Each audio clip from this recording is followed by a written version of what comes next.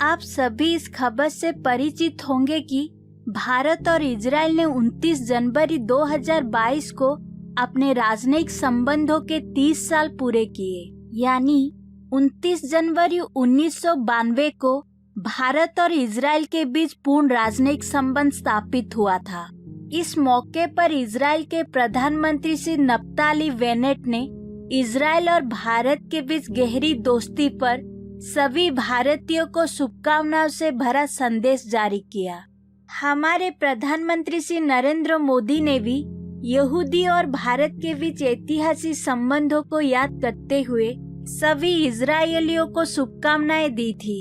लेकिन यहाँ हम सभी के लिए सोचने वाली बात यह है कि भारत 1947 में आजाद हुआ और 1948 में इजराइल अस्तित्व में आया। फिर दोनों देशों के बीच पूर्ण राजनयिक संबंध स्थापित होने के लिए 1992 तक इंतजार क्यों करना पड़ा? क्योंकि हमारे नीति निर्माताओं या हमारे केंद्रीय नेतृत्व का आज इजराइल के प्रति जिस तरह का सौहार्दपूर्ण व्यवहार है, उस तरह का व्यवहार हमारे केंद्रीय नेतृत्व का शुरुआती समय में इजराइल के प्रति नहीं था। इस विश्व मानचित्र पर दूसरी बार अस्तित्व में आने के बाद से इजराइल भारत की मदद करता रहा है। यहाँ दूसरी बार अस्तित्व में आने का अर्थ है वो स्थान जहाँ इजराइल आज विश्व मानचित्र पर स्थित है। वो स्थान ऐतिहासिक और भौगोलिक रूप से यहूदियों का जन्म स्थान या मातृभूमि है, जिसे अरब जगत और इस्लामी देश फिलिस्तीन का क्षेत्र मानते हैं।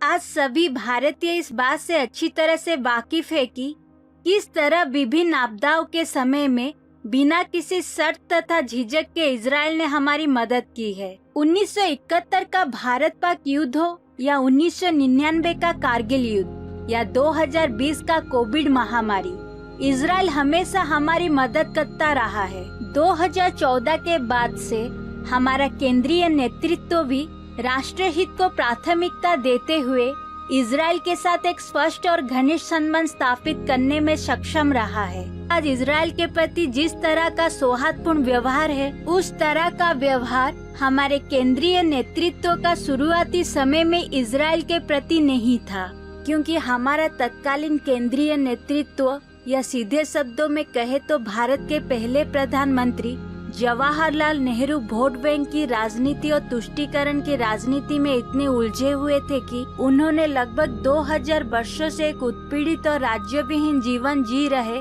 यहूदी समुदाय के प्रति बहुत ही असंवेदनशील रवैया दिखाया, जो बिल्कुल भी उचित नहीं था। 1947 में संयुक्त राष्ट्र महासभा द्वारा एक प्रस्ताव पारित किया गया था, जिसमें फिलिस्तीन को अरब और यहूदी राज्य में विभाजित करने का आह्वान किया गया था।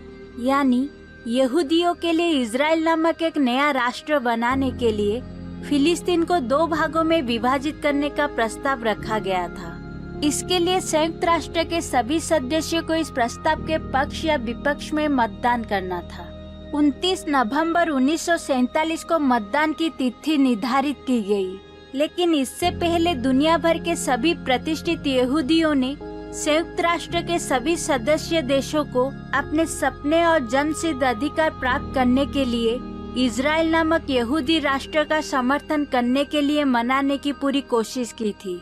इस संदर्भ में विश्व प्रसिद्ध यहूदी वैज्ञानिक अल्बर्ट आइंस्टाइन भारत के तत्कालीन और प्रथम प्रधानमंत्री जवाहरलाल नेहरू को एक पत्र लिखकर संयुक्त राष्ट्र में इजराइल नामक एक नए यहूदी राष्ट्र के पक्ष में मतदान करने का अनुरोध किया था।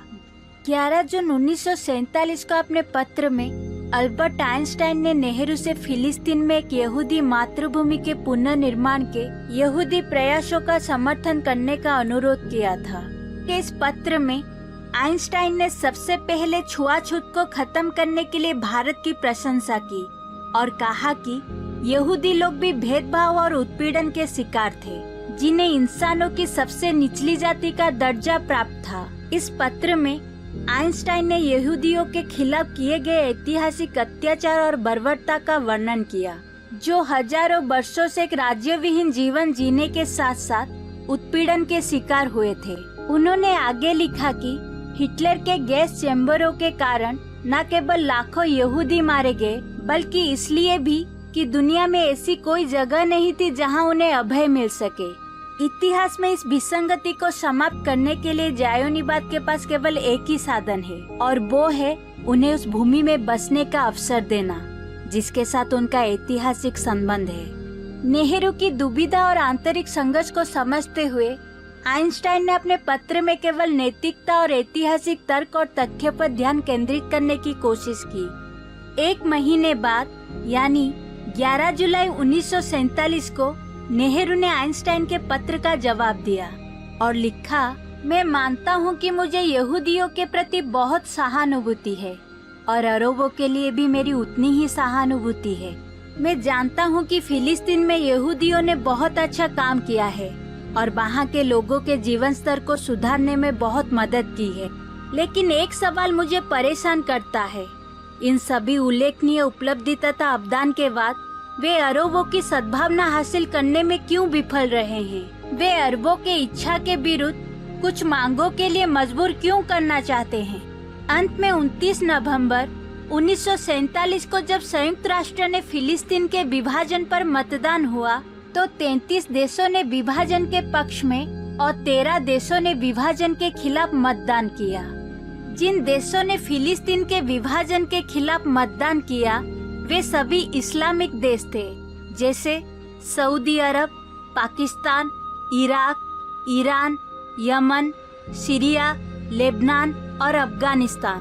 और एक देश था जो इन इस्लामिक राष्ट्रों के साथ कंधे से कंधा मिलाकर इजराइल और यहूदियों के खिलाफ खड़ा था।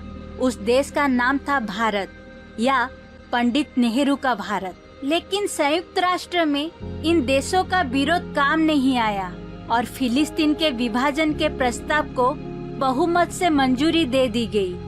नेहरू के नेतृत्व में भारत यही नहीं रुका, उसने 1949 में संयुक्त राष्ट्र में इजराइल के प्रवेश के खिलाफ मतदान भी किया और यहाँ भी नेहरू को हार का सामना करना पड़ा था। अंततः 17 सितंबर 1950 को नेहरू ने इजराइल को आधिकारिक रूप से मान्यता दे दी। लेकिन यहाँ आपको जानकर हैरानी होगी कि इजिप्ट जैसा इस्लामिक राष्ट्र जिसने 1948 और 1973 में इजराइल के खिलाफ 2 युद्ध लड़ने के बावजूद 1980 में अपना रुख बदला और इजराइल के साथ अपने राजनयिक संबंध स्थापित किए। लेकिन भारतीय नेतृत्व वोट बैंक की राजनीति और तुष्टीकरण की राजनीति में इतना तल्लीन था कि उन्हें इजराइल के साथ राजनयिक संबंध स्थापित करने में 42 साल से अधिक समय लग गया। यानी भारत ने 1992 में इजराइल के साथ राजनयिक संबंध स्थापित किए। राजनयिक संबंध स्थापित करने के बाद भी कोई भी भारतीय प्रधानमंत्री कभी भी इजराइल की आधिकारिक यात्रा करने का साहस नहीं जुटा सका। 2017 में पहले भारतीय प्रधानमंत्री के रूप में श्री नरेंद्र मोदी ने इजराइल की आधिकारिक यात्रा की और इसके साथ इजराइल और भारत के बीच दोस्ती और संबंधों को एक नई ऊंचाई तक ले जाया गया। तो कुछ ऐसा था नेहरू के नेतृत्व में इजराइल के प्रति भारत का रवैया। नेहरू के बाद भी यह सिलसिला लगभग 3 दशकों तक चलता रहा। इजराइल के प्रति नेहरू के इस रवैये को स्वतंत्र भारत की सबसे बड़ी भूल के रूप में हमेशा याद किया जाएगा। लेकिन इजराइल कभी भी भारतीय नेतृत्व के इस रुख से विचलित नहीं हुआ और न ही भारत के खिलाफ कोई जवाबी कार्रवाई की। जरूरत के समय भारत का नेतृत्व इजराइल से मदद मांगता रहा और इजराइल बिना किसी झिझक और शर्त के भारत की मदद करता रहा है। आप इस बारे में क्या सोचते हैं? कमेंट बॉक्स में जरूर बताएं। वीडियो को लाइक और चैनल को सब्सक्राइब करें। जय हिंद।